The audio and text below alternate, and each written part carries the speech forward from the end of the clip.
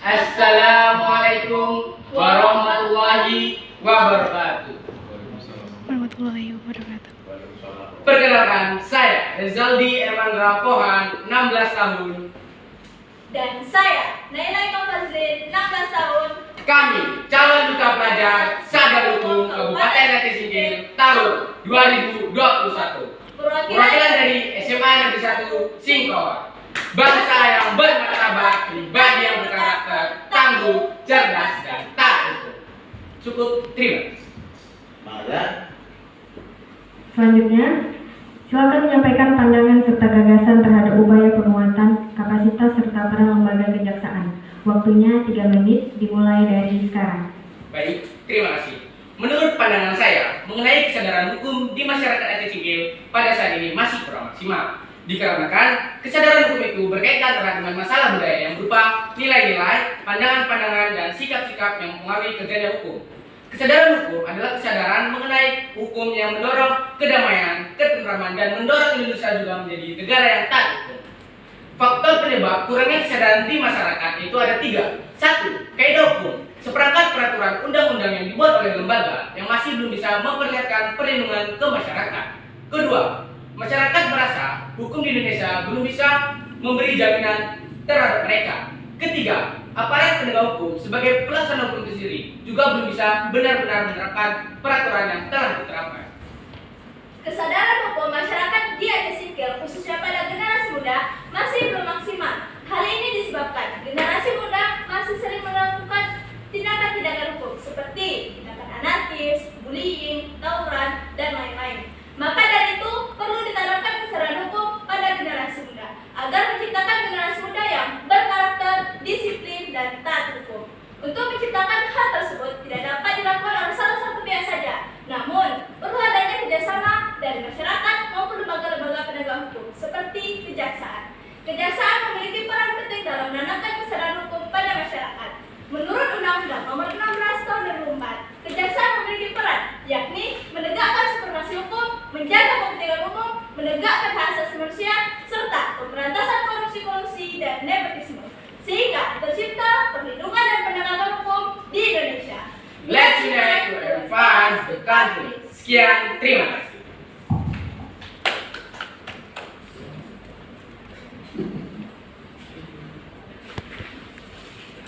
Baik, selanjutnya pertanyaan tentang materi umum. Silakan Bapak Dewan Juri. Terima kasih. Soal jadi ya, dengarkan baik-baik pertanyaannya ya. Santai aja. Pertanyaannya dengarkan baik-baik. Nah, sebutkan apa yang ditanyakan. Maksud tahu contohnya sesuai dengan Undang-Undang Kejaksaan Nomor 16 Tahun 2004. Pertama nih, tiga pertanyaan ya. Satu aja ya, biar jangan lupa. Sebutkan nama jaksa agung sekarang dan struktur ataupun urutan kejaksaan RI itu mulai dari tingkat pusat, provinsi, dan kabupaten kota. Silakan. Dua-duanya. Sudah mengerti pertanyaannya? Coba diulangi, Pak. Sebutkan nama jaksa agung dan struktur kejaksaan mulai dari tingkat pusat, provinsi, dan kabupaten kota. Mengerti? Waktunya 5 menit, dimulai dari sekarang. Baik, terima kasih. Menurut saya, baik, terima kasih. Kepala Kejaksaan Agung adalah Pak Burhanuddin SH. Struktur organisasi Kejaksaan Agung yaitu Kepala Kejaksaan Agung, Wakil Kejaksaan Agung, Kejaksaan Agung Muda dalam bidang pembinaan, Kejaksaan Agung Muda dalam bidang intelijen, Kejaksaan Agung Muda dalam bidang tindak pidana hukum umum, Kejaksaan Agung Muda dalam bidang tindak pidana khusus, bidang ketertiban dan tata usaha negara, bidang pendidikan dan staf ahli. Lalu Kejaksaan Agung Tinggi yang berada di provinsi dan Kejaksaan Agung Negeri yang ada di kabupaten dan kota. Cukup, terima kasih. Baik, selanjutnya kejaksaan memiliki 3 bidang, diantaranya bidang penuntutan, bidang tata usaha negara, dan bidang ketentraman dan kedamaian umum. Yang ketiganya ya, pertanyaannya ya. Sebutkan tugas dan fungsi kejaksaan itu. Tugas dan fungsinya apa? Ya kan?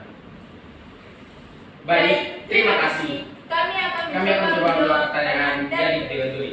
Menurut saya, tugas kejaksaan dalam Undang-Undang Nomor 16 Tahun 1900, saya ulangi, Undang-Undang Nomor 16 Tahun 2004 yang menggantikan Undang-Undang Nomor 5 Tahun 1991, yaitu menegakkan supremasi hukum, menjaga kepentingan umum, menegakkan hak asasi manusia dan pemberantasan korupsi, kolusi dan nepotisme. Sekian. Tugas fungsi dari Kejaksaan Agung adalah yaitu dalam melakukan penuntutan dan penyidikan terhadap tindak pidana khusus. Selain itu, tugas Kejaksaan Agung diatur dalam Undang-Undang Nomor 16 Tahun 2004, yaitu Kejaksaan Agung memiliki peran dalam menegakkan supremasi hukum, menjaga kepentingan umum, menegakkan hak asasi manusia, serta pemberantasan korupsi, kolusi dan nepotisme. Menurut pasal 30 Undang-Undang Nomor 16 Tahun 2004, Kejaksaan memiliki tugas dan wewenang yaitu dalam bidang pidana dalam melakukan penuntutan terhadap tindakan pidana dan melakukan pengawasan terhadap tindak pidana tertentu seperti tindak pidana lepas bersyarat dan lain sebagainya. Yang kedua dalam bidang perdata dan tata usaha negara, yaitu Kejaksaan memiliki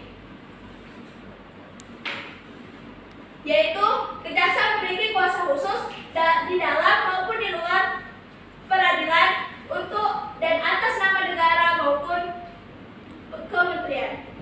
Dan selanjutnya adalah dalam bidang ketertiban dan ketentraman umum, yaitu Kejaksaan memiliki peran dalam menanamkan kesadaran hukum pada masyarakat dan mencegah akan pelanggaran hukum. Cukup, terima kasih. Maaf, saya sedikit menambahkan. Dalam bidang pidana tadi, sebelum tersangka disanksi menjadi sebuah pidana, ada dua langkah sebelum polisi menangkap itu sebuah tersangka, yaitu penyelidikan. Penyelidikan adalah suatu tindakan menyelidik tersangka sebelum menjadi suatu pidana yang dilakukan oleh penyelidik, yaitu dilakukan oleh kepolisian untuk mencari sebuah peristiwa itu benar atau tidak. Selanjutnya, penyidikan, di mana penyidikan yang dilakukan oleh penyidik untuk menetapkan tersangka untuk menetapkan tersangka kepada pidana. Cukup, terima kasih. Cukup. Terima kasih. Selanjutnya pertanyaan subtema, silakan dipilih pertanyaannya.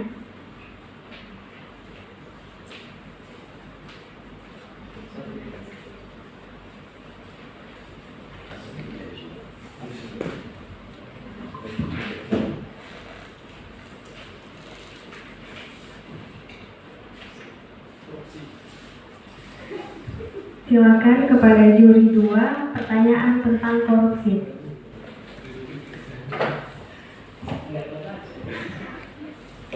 Oke ya, jadi santai aja.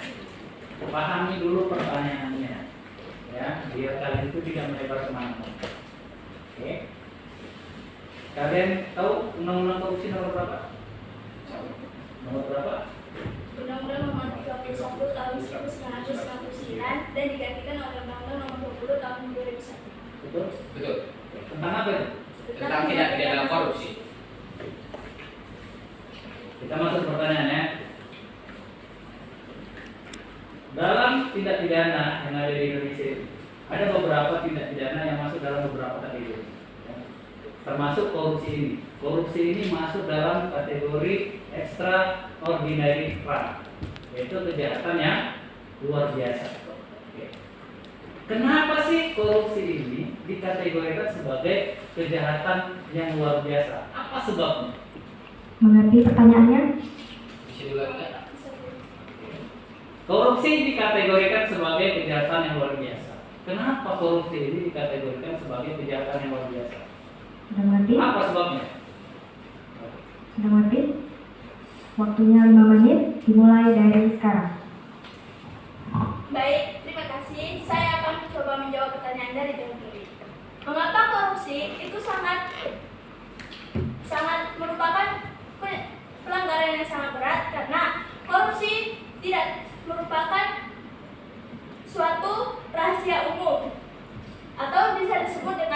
korupsi tidak terlihat namun akan adanya.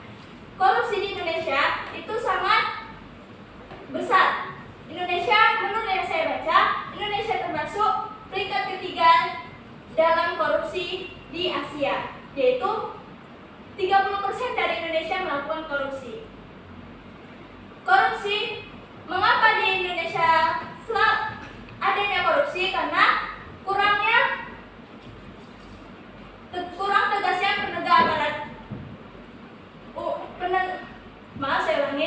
Kurang tegasnya penegak aparat hukum sehingga korupsi tersebut selalu dilakukan oleh masyarakat. Hal yang terkecil merupakan dari ketidakjujuran yang sudah ditanamkan pada masyarakat dari keluarganya maupun lingkungannya. Cukup, terima kasih. Waktunya masih ada 3 menit. Baik. Kenapa korupsi itu banyak dilakukan di negara kita? Karena korupsi sudah mendarah daging kepada masyarakat. Karena perbuatan itu perbuatan yang tidak jujur. Yang terdapat pada Undang-Undang Nomor 31 Tahun 1999 yang telah mengubah atau telah digantikan dengan Undang-Undang Nomor 20 Tahun 2001 ataupun Undang-Undang Tipikor, di mana korupsi adalah suatu tindakan jujur yang tidak jujur yang dapat merusak generasi muda baik masyarakat ataupun lingkungan keluarga maupun yang lain. Cukup.